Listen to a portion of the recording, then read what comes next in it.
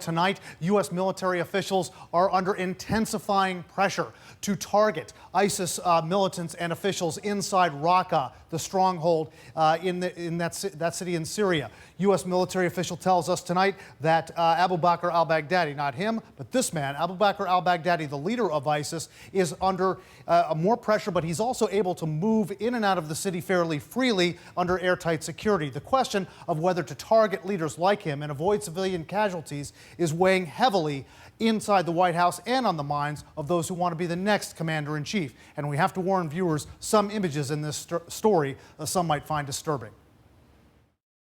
The city burst into our consciousness with these horrific images. Enemies of ISIS killed in battle, their severed heads displayed on poles in the city center. Crucifixions of non-believers out in the open for passing residents to see. Western journalists can't get into Raqqa, but residents and human rights groups say atrocities are part of life in this ISIS stronghold. The Syrian Observatory for Human Rights tells CNN City Hall in Raqqa houses ISIS administrators, police, and fighters. The New York Times reports the top floors of City Hall are a dorm for fighters.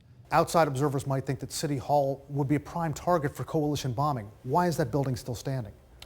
Well, the complicated thing is that this collection of buildings is sort of intermeshing of civilian and ISIS infrastructure. In one of these buildings, for example, civilian prisoners are being held for relatively minor offenses on one of the floors. On the floor above it is where those same civilians are being tried. Tonight, a top challenge for U.S. military officials under extreme pressure to intensify their campaign against ISIS in the wake of Paris and San Bernardino, how to target key ISIS leaders and fighters who mix in with the civilian population in Raqqa. They've used them as civilians as human shields. Second, they quarter troops in buildings where there are other civilians as well. They also store weapons in civilian buildings as well. It's a challenge that's been a point of contention in the presidential campaign. Republican Senator Ted Cruz appeared to favor a scorched earth offensive to target ISIS, then backed off. We will carpet bomb them into oblivion. You would carpet bomb where ISIS is, not a city, but the location of the troops. President Obama responded by telling NPR the risk of killing innocent civilians is not acceptable. That is not who we are, and that would be a strategy that would have an enormous backlash against the United States. It would be terrible for our national security.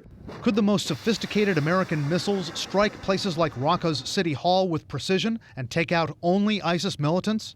By their own admission, there are no munitions that can do that from the air without being up close on the ground.